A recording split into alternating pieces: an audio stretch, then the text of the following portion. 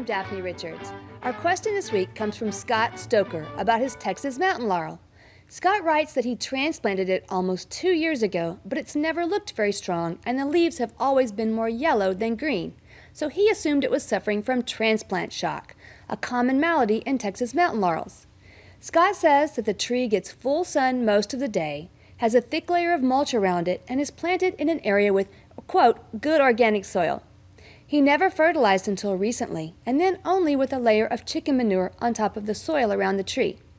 Scott goes on to describe his cultural practices over the last 2 years, which are directly in line with all of the information he's read about how to grow a mountain laurel. Well, this is indeed a complex situation with several issues most likely at play. So I'll do my best, Scott, to see if I can help you get your tree headed back in the right direction. Your use of the word transplant may be key, since Texas mountain laurels do not take kindly to being moved once they're in the ground. If that's the case, there's your answer in a nutshell. But I'll assume that you actually planted the tree in this spot 2 years ago. If the tree has never been quite healthy, it most likely was struggling before you ever brought it home. It's pretty tall and a little lanky, so just extrapolating backwards, I would take a guess that your tree was in the same container at the nursery for longer than it should have been, which would stunt the roots and inhibit the tree's growth.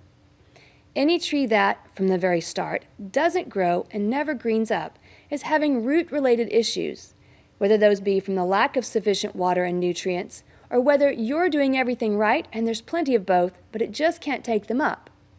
If the roots were overly damaged when you got the tree, it may not have the ability to recover. And honestly, I think that's most of what's going on here. But let's make a few changes around the tree before you give up hope.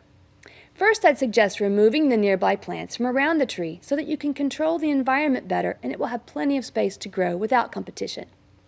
Also, it sounds as if the soil around your tree may be a little too rich with organic matter for a mountain laurel, so pull the mulch back away from the trunk and leave only a thin layer on top of the soil. Next, apply a small dose of fertilizer of your choosing, but with a relatively high amount of nitrogen and no phosphorus or potassium. Also try some chelated iron fertilizer. If the yellowing of the leaves is related to nutrient deficiency, one of those two should help it green up at least a bit.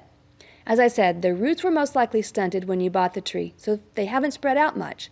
Think back to how large the container was and apply fertilizer in a circle around the trunk at just beyond that distance. I would guess that's probably in the neighborhood of 6 to 12 inches from the trunk. Mountain laurels do tend to grow rather slowly, but watch for small changes, and please keep us updated on your tree's progress. Our plant this week is Dalea greggii, or trailing indigo bush. This low water use mounding plant makes a great ground cover.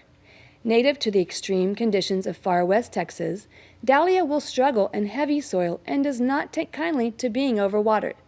It's evergreen, but responds well to a light shearing in late winter before it puts on new growth and tons of small, deep purple flowers. Trailing indigo bush normally mounds to about a foot tall and spreads to about 4 feet wide, and if you've got a steep slope with poor soil, this is the plant for you. Our viewer picture this week comes from the Highland Lake Master Gardener Association, who teamed up with the Helping Center in Marble Falls to grow organic food for their food pantry.